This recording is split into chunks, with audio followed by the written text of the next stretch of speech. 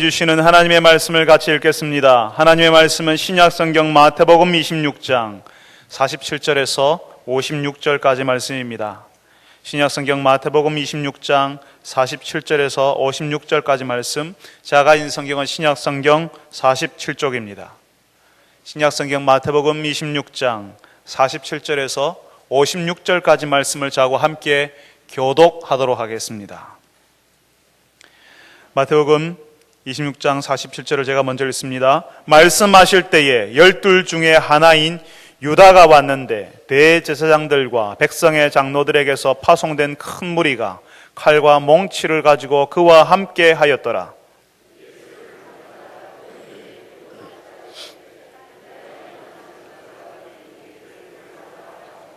곧 예수께 나와 랍비여 안녕하시옵니까 하고 입을 맞추니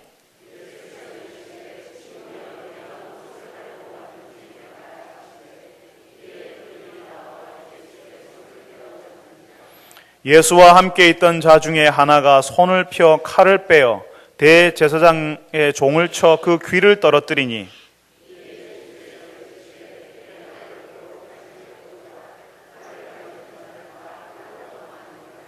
너는 내가 내 아버지께 구하여 지금 12군단 더 되는 천사를 보내시게 할 수 없는 줄로 아느냐?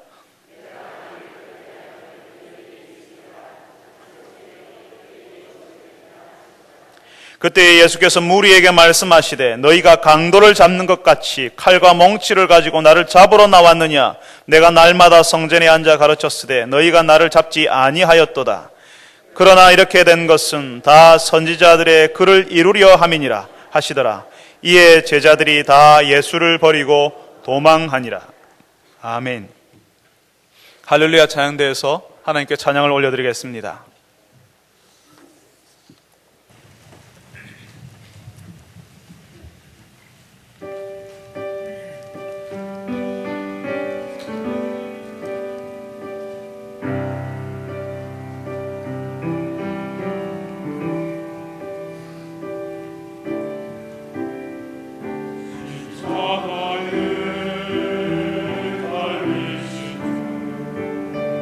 내게 자유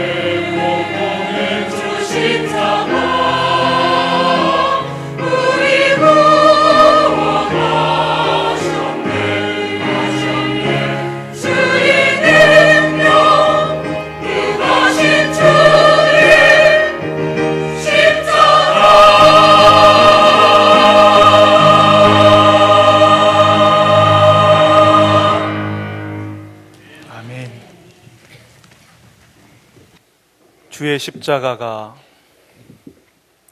우리의 능력이 되게 하시고 우리의 약하고 죄된 모습이 그 십자가에서 허물어지고 그 십자가에서 용서받게 하셔서 감사합니다. 주 달려 죽으신 그 십자가, 저희들이 그 십자가 의지하며 오늘도 예배하는 자리에 나왔고 그 십자가를 의지하여서 주께서 하시는 말씀을 듣고자 합니다. 주님, 우리의 귀를 열어서 우리의 마음을 열어서 주의 말씀이 들리게 하시고 그 말씀을 따라 깨달을 수 있게 하여 주옵소서. 오늘 저희들이 주의 말씀 앞에 섭니다. 주님, 주께서 말씀하실 때에 우리가 누구인지, 그 하나님 앞에서 우리가 어떻게 해야 하는지 듣게 하시고 깨닫게 하시고 결단케 하여 주옵소서. 예수님의 이름으로 기도합니다. 아멘.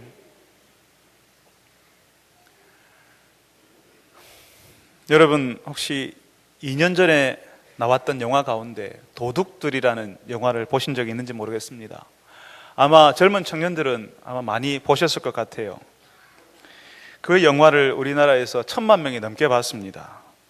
이 도둑들이라는 영화를요, 굳이 장르로 구분한다면 K-pop 무비라고 볼 수가 있습니다. 사람들이 이런 영화에 환호하는데요, 왜 이런 영화를 좋아하냐면 그 중에 어떤 요소가 있습니다. 어떤 요소냐면요, 극 중에 경찰들이 잡으러 오고 그렇게 잡으러 오는 그 경찰들을 거의 바보로 만들어버리는 그런 방식으로 영화가 진행이 되거든요. 신기하게 마술처럼 사라져버리는 신출귀몰한 능력을 이렇게 영화 화면에서 막 보여줍니다. 그 도둑들이라는 영화에서는요, 밧줄을 몸에 걸고 아파트 벽 사이를 막 뛰어다니는 그런 놀라운 장면들을 보여줍니다. 왜 예전에 우리는 홍길동이라고 하지 않았습니까? 홍길동을 잡으려 해도 도저히 잡을 수 없고 동해 번쩍 서해 번쩍 한다고요. 잡힐만 하면 자기 분신을 만들거나 가짜 홍길동 만들어서 잡으러 온 사람을 비웃고 유유히 사라져버리는 그런 영화, 그런 드라마, 그런 사람을 보면서 우리는 열광을 하는 겁니다. 이야, 시원하다, 재밌다, 대단하다고요. 보통은 압도적인 경찰력에 의해서, 공권력에 의해서 다 붙잡혀 버리잖아요.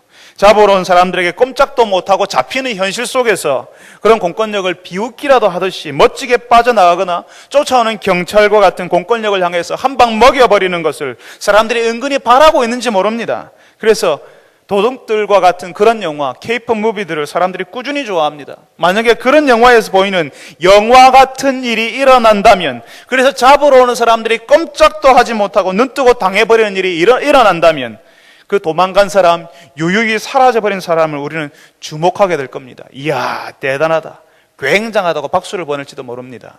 여러분, 예수님이라면 그렇게 하실 수 있지 않을까요? 갈릴리 호수 근처에서 쫓아오는 사람들이 있다면 그냥 물 위로 걸어가 버리시면 되잖아요. 그래서 쫓아오는 사람들이 그냥 쳐다만 보다가 허탈하게 뒤돌아가게 만들어 버릴 수 있는 분이십니다. 심지어는 제자들이 자신을 못 알아본 것처럼 자신을 사람들이 못 알아보게 만들어서 어디서 나타날지 모르는 방식으로 예수님께서 숨을 수가 있습니다. 그러니까 우리는 성경을 읽으면서 마치 그런 영화를 보는 것처럼 이야, 굉장하다 하면서 성경을 읽을 수 있을지도 모릅니다. 사람들은 예수님께 환호하고요, 우리는 성경을 마치 영화를 보듯이 성경을 읽으면서 역시 예수님은 대단하지 않아? 하면서 성경을 읽을 수 있지 않겠습니까? 그런데 오늘 우리가 읽은 오늘 말씀에는 예수님께서 붙잡으러 오는 그 사람들을 멋지게 따돌리지도 않으시고 도망가지도 않으십니다. 예수님은 지금 어디에 계시냐 하면요, 겟세마네라고 하는 동산에 계십니다. 예수님이 여기에 제자들과 기도하러 오셨거든요. 여기서 기도하고 또 기도하셨습니다. 어떤 기도를 하셨는데요, 예수님이 예루살렘으로 들어오신 이유가요, 여기에 오신 이유가 하나님의 뜻을 이루기 위해서 오셨거든요. 그 하나님의 뜻은 사람들을 위해서 예수님이 죄인의 모습으로 죽는 것이었습니다. 사람의 모습으로, 사람이 예수님께서 죄인의 모습으로 죽는 것이 하나님의 뜻이었습니다. 그러니까 살기 위해서 도망치고 쫓아오는 사람들에게 홍길동처럼 신출귀몰하게 피해 다니는 모습을 보이는 것이 하나님의 뜻이 아니라 사람들에게 잡혀서 죽는 것이 하나님의 뜻이었다는 겁니다. 여러분, 말씀드렸잖아요. 하나님의 아들이 어떻게 죽을 수가 있습니까? 하나님이 어떻게 죽을 수가 있습니까? 하나님은 죽을 수가 없는 것입니다. 하나님은 영원히 사시는 분이시고 생명을 창조하신 생명 그 자체이십니다. 그런데 어떻게 하나님이 죽을 수 있습니까? 죽을 수 없거든요. 죽는 것이 하나님께는 불가능하거든요. 그 불가능한 일을 하시려고 예수님이 오셨다는 것입니다. 하나님을 떠나서 불순종하는 사람들이 그 죄 때문에 죄값으로 죽어야 하는데, 하나님께서 그 사람들, 하나님을 떠나서 불순종하는 사람들의 죄를 용서하기 위해서 하나님이 친히 그 죄값을 치르는 겁니다. 하나님이 죽을 수 없으니까 하나님이 사람이 되셔서 죽으시는 겁니다. 사람들이 죄를 지었으니까 그 죄값으로 사람이 죽어야 하는데, 하나님께서는 사람들에게 죄를 묻지 않고 누구에게 죄의 징벌이 쏟아지게 하셨다고요? 하나님의 아들 예수님께요. 그런데 예수님에게도요, 다가오는 이 죽음이 너무나도 힘들고 고민스러운 일이었습니다. 그래서 예수님께서 겟세마네에서 기도하고 또 기도하고 또 기도하지 않았습니까? 우리는 마태복음을 읽었지만 누가복음에는 땀이 핏방울이 되어서 떨어지도록 기도하셨다라고 하십니다. 너무 힘든 일을 앞에 두고 있기 때문에, 예수님에게도 그 일이 너무 힘든 일이거든요. 예수님이 자신의 제자들에게 자신의 감정을 드러냈습니다. 자신의 내면을 드러냈습니다. 내가 너무 고민스러워서 죽을 것 같다. 그러니까 너희들이 나와 함께 깨어서 기도하자라고 예수님의 제자들에게 말씀하셨습니다. 예수님이 이제 겪으실 그 죽음은 집에서 이제 나이가 많이 차서 세월이 한참 지나고 나서 자연스럽게 죽을 수 있는 그런 자연스러운 죽음을 맞이하는 것이 아니라, 예수님이 겪으실 죽음은 사람들에게 온갖 폭력을 당하고 부끄러움과 수치를 당하고 조롱을 당하고 고통 가운데 죽는 죽음이었습니다. 그뿐 아니라 성부 하나님, 성자 예수님이 완전히 그 관계가 단절되는 것을 의미합니다. 우리가 삼위일체라고 이야기하잖아요. 성부, 성자, 성령. 성부 하나님과 성자 예수님과 성령님은 한 번도 떨어져 있어 본 적이 없는 분이십니다. 그런데 그 성자 예수님께서 이제 하나님과 단절된다고요. 육신의 고통도 괴롭지만 하나님과 단절되는 것, 하나님이 없는 시간, 하나님이 없는 장소에 있는 그것이 예수님께 가장 고통스러운 일이라는 것입니다. 여러분, 물고기가 물속에 있으면 제일 자유롭습니다. 우리보다 훨씬 빠른 속도로 물속에서 자유자재로 헤엄칠 수 있습니다. 그런데 그 물고기가 물 바깥으로 나오면요, 너무너무 힘들어서 아가미를 헐떡거리면서 고통스러워합니다. 마치 그런 것처럼 하나님이 없는 장소, 하나님이 없는 시간, 하나님과 단절되어 있는 시간은 예수님에게 바로 견딜 수 없는 죽음이라는 것입니다. 그래서 예수님께서 십자가에서 소리치시잖아요. 엘리 엘리 라마 사박다니, 나의 하나님 어찌하여 나를 버리십니까? 그래서 이 앞에 있는 예수님이 지나가야 할 그 죽음이 너무나도 고통스럽고 힘들기 때문에 겟세마네에서 기도하고 또 기도하고 또 기도할 수밖에 없었습니다. 이 잔을 내게서 지나가게 하옵소서. 이 잔을 내게서 지나가게 하옵소서. 그러나 내 뜻대로 마옵시고 아버지의 뜻대로 되기를 원하나이다. 죄를 지은 사람에게 부어지는 하나님의 진노의 잔이 예수님에게서 지나갔으면 좋겠다고 그렇게 기도하고 있습니다. 그렇지만 하나님 아버지의 뜻대로 되게 해달라고 기도합니다. 그렇게 겟세마네에서 기도하고 난 다음에 예수님께서는 겟세마네에서 하나님의 뜻을 그대로 받아들이기로 결심합니다. 죄인의 모습으로 사람들에게 잡혀야 하니까요. 죄인의 모습으로 사람들에게 잡혀야 하는데 멋있게 도망갈 필요가 없잖아요. 그냥 사람들이 잡는 대로 잡히시고 사람들이 하라는 대로 그냥 묵묵히 하는 겁니다. 그야말로 예수님께서 사람들에게 그냥 잡혀주시는 것입니다. 사랑하는 성도 여러분, 혹시 예수님에게서 하나님다운 모습, 능력 있는 구원자의 모습이 아니라 초라하게 붙잡히고 끌려가는 모습 때문에 실망스럽다면, 이게 무슨 하나님의 아들이야 라고 생각하신다면, 여러분, 그 실망스러운 모습, 그 무능력한 모습이 바로 저와 여러분을 살리시기 위한 하나님의 뜻이었다는 사실을 아시기 바랍니다. 예수님의 그 초라함 때문에, 예수님의 그 아무런 힘없는 그 모습 때문에 우리가 살고 하나님의 자녀가 될 수 있었다는 사실을 알고 하나님의 뜻에 순종하신 예수님께 감사하시는 여러분 되시기를 바랍니다. 예수님은 이미 사람들의 손에 붙잡히실 것이라 결심하고 계시거든요. 바로 여기 겟세마네에서. 그런데 그 예수님을 잡으러 오는 사람들, 잡으라고 보낸 사람들은 그 예수님을 잡기 위해서 온갖 흉계를 다 꾸미지 않았습니까? 오늘 우리가 읽었던 말씀에는 그 사람들이 아주 치밀한 계획을 세워서 나오고 있습니다. 예수님께 나오고 있습니다. 특별히 유다의 모습이 나오고요. 그 유다와 함께 칼과 몽치를 든 사람들이라고 나오는데 그 몽치는 곤봉을 이야기합니다. 곤봉, 몽둥이. 칼과 몽둥이를 든 사람들, 그러니까 군인들이 아닌 거죠. 중무장을 한 사람들이 아닙니다. 그 당시 유대는 로마의 식민지였습니다. 그래서 독립적인 군대를 가질 수가 없었습니다. 그러니까 성전을 지키는 성전 경비원들, 경비병들, 지금 대제사장들이 자신이 부리는 노예나 성전 경비병들을 칼과 몽둥이를 들려서 잡아오라고 시킨 것입니다. 이 사람들이 유다와 함께 예수님을 잡으러 오는데요, 아주 교묘한 술책을 쓰지 않습니까? 밤에는 어둡고 사람들 사이에서, 제자들 사이에 있는 그 예수님 알아보지 못할까봐, 그래서 놓쳐버릴까봐 유다가 이야기합니다. 내가 가서 입 맞추는 자가 예수니 그를 잡으라. 미리 알려줍니다. 그리고 와서 예수님께 뭐라고 하지요? 랍비여 안녕하십니까? 라고 예수님께 입을 맞춥니다. 오늘 우리가 읽은 말씀에는 이 유다를 예수님의 12제자 중 한 사람이라고 소개하고 있습니다. 그러니까 이 말씀을 처음 읽은 사람들은요, 충격을 받지 않을 수가 없습니다. 예수님의 제자가, 그것도 특별한 제자 12명 중에 한 사람이었던 유다가 예수님을 팔기 위해서 왔다는 거지요. 사랑하는 성도 여러분, 요즘 우리 교회에서도 제자훈련 하는데요, 이 제자훈련 하시는 성도들이 그런 이야기 하세요. 아이고, 숙제가 너무 많습니다. 힘들어 죽겠습니다. 이런 이야기를 합니다. 너무 늦게 마칩니다. 너무 오랜 시간을 합니다라고 이야기합니다. 그런데 그 모습을 보고요, 먼저 수료하신 성도들은요, 예전에는 12시 넘어까지도 막 한 대가 있었거든요, 밤에. 그러니까 요즘 11시 전에 마치면 목사님 너무 일찍 마치는 거 아닙니까? 요즘 너무 쉽게 가는 거 아닙니까? 막 이런 식으로 제자훈련을 이야기합니다. 그런데 우리 교회에서 하는 제자훈련과 예수님이 하셨던 제자훈련은 차원이 달랐습니다.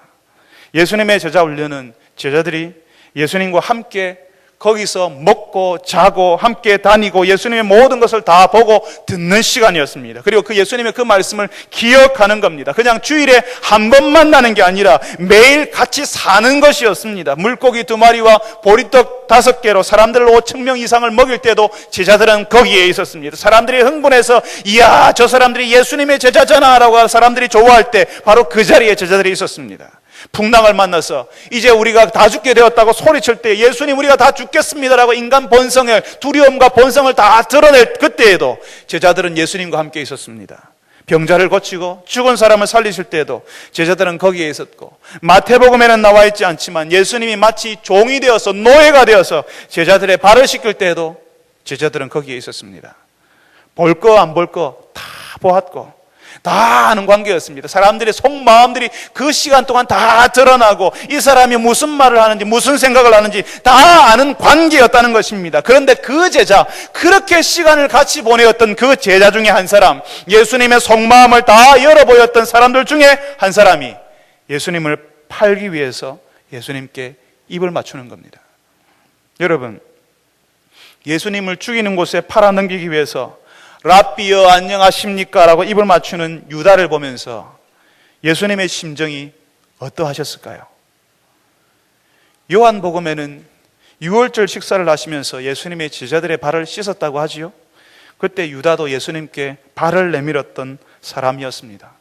그 당시에 발을 씻기는 것은요, 노예들 중에 가장 직급이 낮은 노예들이 하는 일이었습니다. 예수님을 팔아넘길 사람, 그 유다의 발을 예수님께서 노예처럼 씻기셨습니다. 그리고 지금 우리가 읽은 말씀에 이 유다가 예수님에게 입을 맞추는데 예수님께서는 이 유다를 향하여서 뭐라고 부르냐면 친구여라고 부르고 있습니다. 예수님을 향하여서 전혀 진실하지 않은 사람, 예수님을 팔아서 경제적인 이득을 남기려고 하는 사람, 예수님을 향하여서 웃고는 있지만 그 속에는 칼을 숨기고 죽이려고 하는 그 사람, 유다를 향하여서 예수님은 노예처럼 발을 씻기시고 친구여라고 부르고 계시는 거지요. 이 유다가 누군지를 몰라서요? 예수님이 몰랐기 때문에 그렇게 하셨을까요? 그게 아니에요. 예수님은 알고 계셨어요. 예수님을 팔려고 하는 유다를 예수님이 알고 계셨습니다. 그렇지만 예수님께서는 이 유다가 예수님을 팔려가는 사실을 알고 계셨습니다. 그래서 6월절 식사를 하면서 너희들 중에 한 사람이 나를 팔 것이라고 말씀하지 않았습니까? 유다가 예수님을 팔려고 한다는 사실을 알고 있었지만 예수님은 그냥 유다를 끝까지 사랑하시는 것입니다. 비록 유다는 예수님께 끝까지 진실하지 못하고 나중에는 예수님을 향해서 배신의 키스를 하지만 예수님은 그런 유다를 끝까지 사랑하시고 안타까워 하시는 것입니다. 사랑하는 성도 여러분, 우리는 우리를 아프게 하는 사람, 우리에게 거짓말하는 사람, 우리에게 진실하지 못한 사람, 우리의 뒤통수를 쳐버리는 그 사람을 향하여서 우리는 바로 응징해 버립니다. 다시는 상종도 하지 않겠다고, 그 사람이 어떤 사람인지, 나에게 무슨 짓을 했는지 주변 사람들에 다 알려서 저 사람이 저런 짓을 나에게 했다고, 저 사람이 그런 사람이라고 그 사람을 고립되도록 철저하게 혼자 있도록 만들어 버리는 것도 우리가 쓰는 방법입니다. 우리를 배신한 배신자를 향하여서 욕하고 저주하고, 할 수만 있다면 폭력을 사용해서라도 응징하고 싶은 마음을 우리가 가집니다. 그렇지만 예수님은 진실하지 못했던 사람 유다, 거짓을 말하고 예수님을 죽음으로 몰아넣으려는 유다를 끝까지 사랑하고 계십니다. 유다를 보고 길길이 뛰면서 내가 너에게 어떻게 해주었는데 네가 그럴 수 있냐라고 생각해낼 수 있는 모든 저주를 유다에게 퍼붓는 것이 아니라 유다의 상태를 보고 안타까워하시고 그 유다를 끝까지 사랑하시는 것입니다. 여러분, 이것이 이상하다 생각하지 마십시오. 예수님이 그런 분이시기 때문에 저와 여러분이 예수님 앞에 설 수 있는 것입니다. 예수님께 진실하지 않은 마음을 가지고 와도 앞으로 제대로 하겠습니다라고 말하지만 여전히 변하지 않는 생활을 반복해도, 내가 잘못된 것을 또 하고 또 하고 또 하고 돌아와도 예수님이 나의 구주, 나의 하나님입니다라고 하지만 내가 주인이고 내가 하나님이 되고자 하는 교만한 마음을 가지고 있을 때에도 예수님께서는 여러분을 사랑하십니다. 지금도 우리의 못난 모습과는 상관없이 우리를 사랑하고 계십니다. 예수님을 3번이나 모른다고 부인하고 저주까지 해버리는 베드로를 향하여서 예수님께서는 너는 나를 사랑하느냐라고 물으십니다. 예수님을 향하여서 내가 무슨 짓을 했는지 다 알고 있잖아요. 내가 내 안에 있는 그 악한 모습, 못난 모습, 약한 모습 때문에 내가 내 자신을 보고도 내가 너무너무 싫은데, 나를 부정하고 싶고 내가 내 자신을 용서할 수가 없을 것 같은데, 예수님께서는 우리의 용납할 수 없는 그 못난 모습을 우리가 가지고 있어도 우리를 사랑하시는 것입니다. 그러니까 여러분의 못난 모습, 우리의 용납할 수 없는 약하고 연약하고 부족한 모습을 가지고 있어도 예수님이 우리를 받아주시고 사랑하신다는 사실을 알고 그 예수님께 더욱 가까이 나오시는 여러분들이 되시기를 바랍니다. 비록 여러분들이 약하고 연약하고 부족한 모습을 가지고 있다 할지라도 예수님께서 여러분을 여전히 사랑하신다는 사실을 알고 여러분 스스로가 여러분을 포기하지 마시기 바랍니다. 여러분들이 여러분을 부정하고 싶은 마음이 여러분 가운데 일어난다 할지라도 예수님께서 나의 모습 그대로 나를 인정하시고 사랑하신다는 사실을 알고 그 예수님 앞에 더욱 가까이 나오시는 여러분 되시기를 바랍니다. 그렇지만 유다는요, 예수님의 그 사랑을 알지 못하고 받아들이지도 않습니다. 유다가 예수님께 입맞추니까 그걸 신호로 무장한 장정들이 매복해 있다가 저 어둠 속에 숨어져 있다가 막 쫓아나와서 예수님을 붙잡았습니다. 갑자기 어둠 속에서 무장한 경비병들이 우르르 쏟아져 나오거든요. 얼마나 제자들이 놀랐겠습니까? 갑자기 분위기가 아수라장이 됩니다. 예수님을 침으로 제 앞에서 엎드리게 해서 예수님의 팔을 뒤로 꺾어서 묶으려고 했을지도 모릅니다. 그렇게 사람들이 몰려와가지고 예수님을 붙잡으려고 하는데요, 예수님을 붙잡아 가려고 하는데 함께 있는 제자들이 가만히 있을 수 있습니까? 가만히 있을 수 없잖아요. 칼과 몽둥이를 가지고 주변 사람들을 위협하고 예수님을 잡아가려고 하는 그 사람들에 맞서서 제자 중에 한 사람 칼을 빼들었다고 성경에는 이야기하는데, 오늘 우리가 읽었던 마태복음 말고 요한복음에는 그 사람이 베드로였다라고 기록해 놓고 있습니다. 저는 이 베드로가 정말 그랬을 것 같아요. 베드로가 성격이 불같잖아요. 내가 예수를 위해서 죽을 수도 있습니다 하는 사람이잖아요. 칼을 빼들어서 제사장 종의 귀를 쳐버렸습니다. 가만히 있을 수 없거든요. 이들에 당할 수 없거든요. 예수님을 붙잡아가지 못하도록 뭐라도 해야 되잖아요. 그래서 제자들은 자신들의 방식으로 예수님을 지키는 겁니다. 그 방식이 뭐예요? 폭력입니다. 너희들이 칼과 몽둥이를 가지고 나왔으면 우리도 이대로 당할 수 없다, 칼로 맞서주마 하는 것이 우리가 평소에 드라마, 영화, 심지어는 우리의 생활 속에서 배웠던 익숙한 방식입니다. 그것이 세상이 하는 방식이고 또 우리가 하고 있는 방식입니다. 여러분, 말을 안 듣는 아이에게 그냥 머리 한 대 쥐어 박아버리는 것은 아주 쉽고 효과도 정말 빠릅니다. 아프게 때릴수록 말 안 듣는 아이는요, 맞지 않기 위해서 말을 들을 것이고 때리는 부모의 눈치를 살피겠지요. 효과 만점입니다. 그래서 가정에서도 학교에서도 우리가 잘 알듯이 군대에서도 때리는 일이 너무도 익숙합니다. 지금처럼 예수님이 잡혀가는 다급한 순간이 오면요, 갑자기 후삭당 일이 벌어지지 않습니까? 이렇게 다급한 순간, 한 번도 경험해보지 못한 이런 다급한 순간이 오면 본능처럼 뭐가 나오냐 하면 평소에 우리가 하던 것, 우리에게 익숙해져 있는 것이 마치 우리의 모습인 것처럼 그렇게 훌쩍 튀어나오는 겁니다. 겟세마네에서 예수님이 이제 일어날 일에 대해서, 예수님에게 다가오는 죽음에 대해서 예수님이 거기서 기도하고 또 기도하면서 준비하셨지만 제자들은 거기서 잠만 자고 있었잖아요. 그러니까 다급한 일이 생길 때에, 한 번도 경험해보지 못한 어려운 일이 딱 닥쳤을 때 어떻게 해야 될지 모르고 기껏 대응하는 방식이 자신이 예전에 알아왔던 방식, 폭력을 사용하는 방식이었습니다. 물론 모든 폭력이 다 무조건 나쁘다고 말하는 건 아닙니다. 자녀들을 위해서 해초리를 들어야 될 때가 있고, 악한 폭력의 공동체를 지키기 위해서 무력을 지니고 있어야 될 때도 있습니다. 그런데 지금 여기서 제자들은 전혀 방향을 잘못 잡고 있고 예수님을 잘 이해하지 못하고 있습니다. 예수님께서 겟세마네에서 기도하시면서 이제 잡히시겠다고 결심하셨잖아요. 그리고 그 사실을 제자들에게 알리셨습니다. 그런데 제자들은요, 그 사실을 받아들이지도 이해하지도 못하고 있다는 겁니다. 예수님께서 예루살렘으로 가까이 가시면서 제자들에게 계속 이야기합니다. 내가 예루살렘에 가서 고난을 받고 이제 죽을 것이다 라고 제자들에게 이야기하니까요, 베드로가 그랬어요. 예수님, 절대로 그럴 수 없습니다. 예수님 죽으시면 안 됩니다. 예수님에게 그런 일이 일어나면 절대로 안 됩니다 라고요. 하나님의 뜻을 알지 못하고 이해하지 못하니까 제자들이라도 예수님의 길을 막는 사람이 되는 것입니다. 예수님과 가장 가까운 사람이 하나님의 뜻을 막아서는 사람, 하나님의 뜻이 이루어지지 못하게 막는 사람이 되더라고요.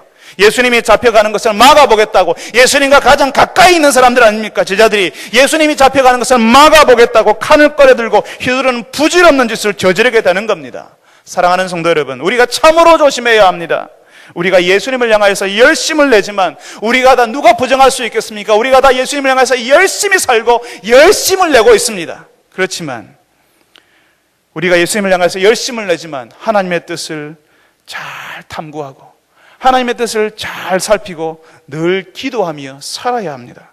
그렇지 않을 때에 우리가 예수님과 가까이 있는 사람들이지만, 우리가 예수님과 가까이 있기 때문에 예수님의 길을 막고 하나님의 뜻이 하나님의 뜻이 이루어지지 않도록 하는 사람이 될 수도 있다고요. 다급한 순간에 예수님 지켜보겠다고 칼을 휘두르는 제자처럼 우리에게 익숙한 방식, 예전에 우리가 배웠던 방식, 세상의 방식으로 예수님의 길을 막아버리는 일이 있을 수 있다는 것입니다. 이렇게 하나님의 뜻을 알지 못하고 예수님께서 알려주시는 길을 깨닫지 못하고 익숙한 폭력을 행하는 제자들에게 예수님이 말씀하시죠. 뭐라고요? 칼을 도로 칼집에 꽂으라. 칼을 가지는 자가 다 칼로 망한다고요.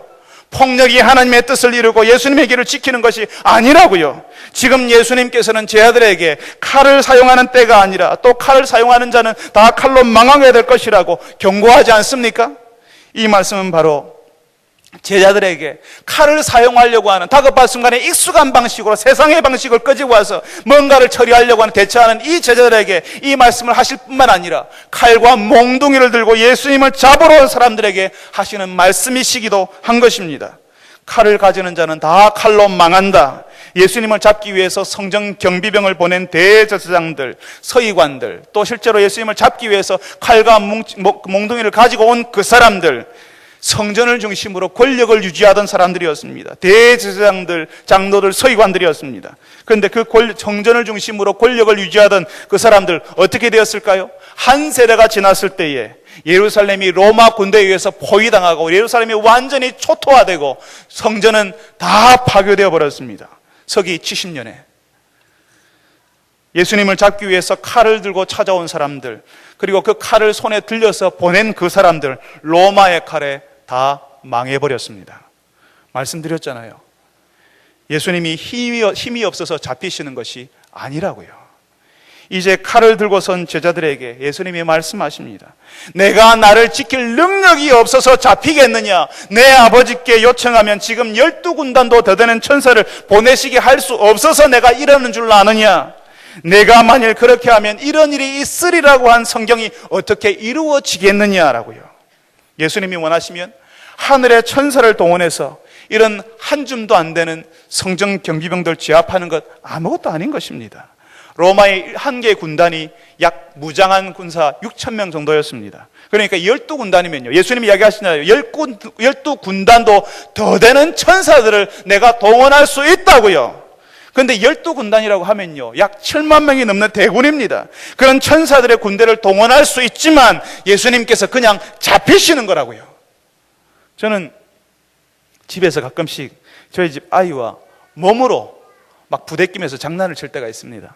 손으로 칼을 만들어서 칼싸움도 하고요. 침대 위에서 레슬링을 하기도 합니다. 물론 지금은 이제 저희 첫째가 커가지고 둘째하고만 그게 가능해집니다. 근데 제가 저희 집 아이와 칼싸움을 하거나요, 레슬링을 하면 저희 집 아이가 움직이는 게 다 보여요. 제가 운동 능력이 뛰어가거나 싸움 기술이 특출해서 그런 것이 아닙니다. 그냥 아이하고 보니까요, 이 완력이 어른아이 완력과 아이의 완력이 전혀 다르지 않습니까? 그러니까 저희 집 아이는 저를 한번 이겨보기 위해서 진짜 별짓을 다 하는데 제 눈에는 그게 다 보입니다. 제 눈에 다 보여서 이리 때리면 저리 피할 수 있고 또 저쪽으로 때리면 이쪽으로 피할 수 있는 그런 신기한 능력을 아버지인 저는 가지고 있습니다. 다 보이니까요. 그런데 그냥 제가 아슬아슬하게 손으로 칼싸움을 해주는 것이고 그냥 제가 아슬아슬하게 붙잡혀서 밑에 깔려주는 것이지 정말 마음 먹고 하면 싸움이 되지 않죠. 그냥 일방적인 게임이 되지 않겠습니까? 그래서 어쩔 때는 그냥 아이가 때리는 대로 다 맞아주고 아이가 잡고 흔드는 대로 같이 넘어져주고 움직여주는 겁니다. 내 스스로 내 팔의 힘과 다리의 힘을 빼버리는 거죠. 힘이 없어서가 아니라 힘을 쓰지 않기로 작정을 하는 겁니다. 예수님께서 천사들을 동원해서 그깟 성전 경비병들, 칼과 몽둥이로 무장한 장정들 제압해버릴 수 있습니다. 아무것도 아닙니다. 그렇지만 지금은 칼을 뽑아 폭력을 쓰고 홍길동처럼 신출귀몰하게 숨는 능력을 보여주는 때가 아닌 것입니다. 지금은 하나님의 뜻에 순종해야 되는 때고 사람들을 위해 고난을 받고 죽어야 하는 순간이라는 것입니다. 사랑하는 성도 여러분, 가끔씩 우리에게 찾아오는 유혹이 있습니다. 예수를 믿는 사람들에게 찾아오는 유혹이 있습니다. 그 유혹이 뭔가 하면요, 세상 사람들이 사는 방식으로 나도 살고 싶은 유혹입니다. 세상 사람들이 다 저렇게 살잖아요. 나도 그렇게 살고 싶다고요. 세상 사람들이 다 사는 방식으로 예수님을 잡으러 오는 사람들이 다 칼을 들고 몽둥이를 들었으니까 우리도 칼을 들고 몽둥이를 들고 싶다는 유혹입니다. 세상 사람들이 다 그렇게 사는데 나만 바보처럼 맨손으로 살 수 없지 않냐는 그런 생각이요. 마치 손해보는 것처럼 본전 생각나는 것처럼 다른 사람들은 다 유리하게 저렇게 하는데 왜 나만 맨손으로 있어야 하냐고요. 그런 생각이 우리 마음을 가득 채울 때가 있습니다. 자녀들을 키우는 것도 직장 생활을 하는 것도 우리가 예전부터 배웠던 방식으로 세상의 방식으로 하고 싶은 마음이 있습니다. 심지어는 교회 안에서도 세상에서 하는 방식으로 말하고 세상에서 하는 방식으로 행동하고 나를 힘들게 하는 사람들에게 나를 고통스럽게 만들었던 그 사람들이 그대로 갚아주고 싶은 마음이 우리에게 찾아오는 것을 우리는 정말 잘 이해할 수 있습니다. 저는 그리고 또 알고 있습니다.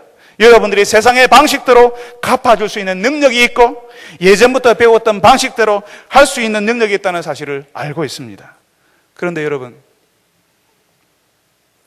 그 능력, 그대로 갚아줄 수 있는 능력, 여러분을 힘들게 하고 아프게 했던 그 사람들에게 그대로 갚아줄 수 있는 그 힘을 이제는 공동체를 세우기 위해서 예수님처럼 사람들을 섬기기 위해서 사용하지 않기로 해보시면 어떻겠습니까?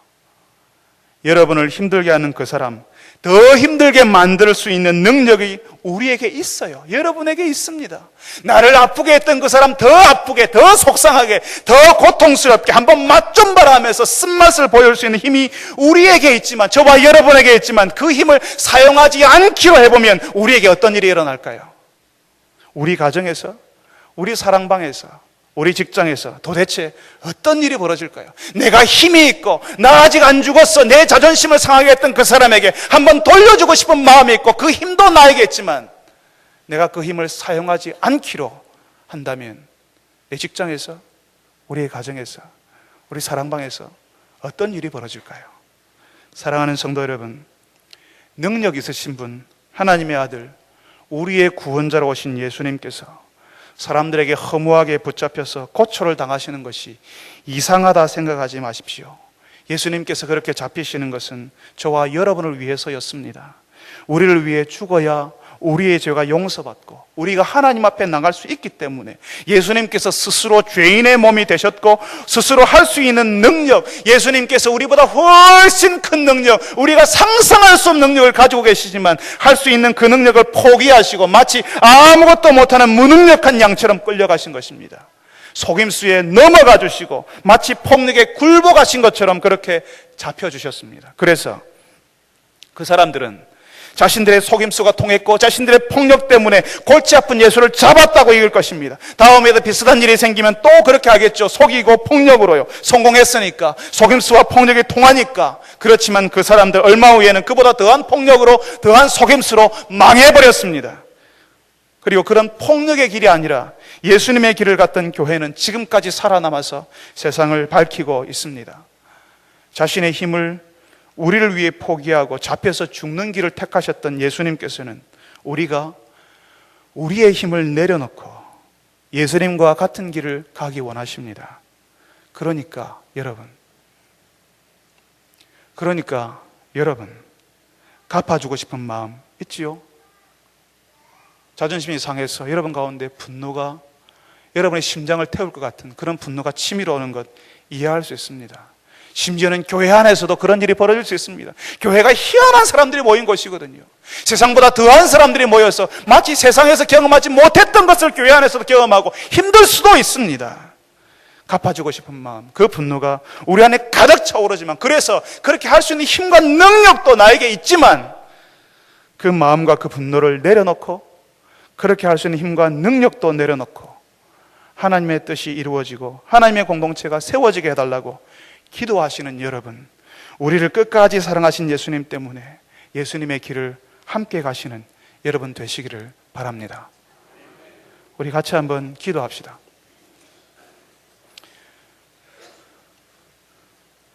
우리는 정말 우리에게 익숙한 방식을 사용하고자 하는 유혹이 있습니다. 갚아주고 싶고 더 심하게 돌려주고 싶고 내게 있는 힘을 사용해서라도 그 사람을 굴복시키고 그 사람을 안 되게 하는 일에 내 힘과 능력을 다 사용하고 싶어하는 그런 유혹들이 우리 가운데 있습니다. 그런데 이제 그 유혹, 내게 있는 힘을 사용하고 싶어하는 그 마음을 내려놓고 사람을 살리고 섬기는 예수님의 길을 나도 가게 하여 주십시오.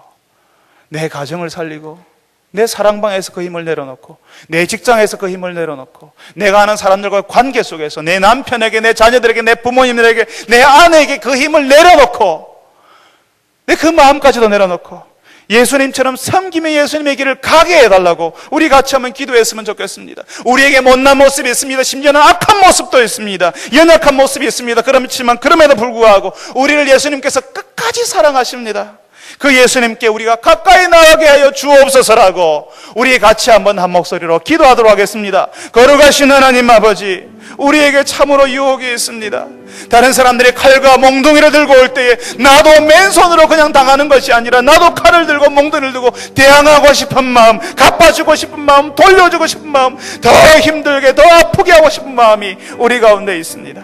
주님, 나에게도 그런 힘이 있지만, 그런 마음이 있지만, 분노가 우리 심장을 불사르지만, 주님, 주께서 가셨던 그 길, 예수님께서 그 크신 능력을 다 포기하고 쓰지 않기로 작정하신 것처럼, 그래서 사람들을 살리시기로 작정하신 것처럼, 주님, 저희들이 우리의 공동체에서, 우리의 가정에서, 우리의 직장에서 그런 마음과 그런 힘을 주 앞에 내려놓고 사람들을 살리겠다고, 주의 공동체를 세우겠다고 결단하며 결심하는 저희들이 되게 하여 주옵소서. 주님, 저희들에게 이런 약한 모습, 악한 모습, 부족한 모습, 유다와 같은 모습이 우리에게 있습니다. 주님, 그렇지만 우리의 약한 모습 때문에 우리를 멀리 하시는 것이 아니라 우리의 약하고 악한 모습까지도 끝까지 사랑하여 주시는 그 예수님께 우리가 나아가게 하시고 하나님의 뜻을 분별하고 예수님의 길을 가기 위해서 계속 기도하는 저희들이 되게 하여 주시옵소서. 사랑하는 주님, 우리가 하나님의 뜻을 조심스럽게 살피지 못하고 기도하지 않을 때에 다급한 순간, 분노가 차오르는 순간, 우리는 우리가 예전에 배웠던 익숙한 방식, 세상의 방식으로 대응하려고 합니다.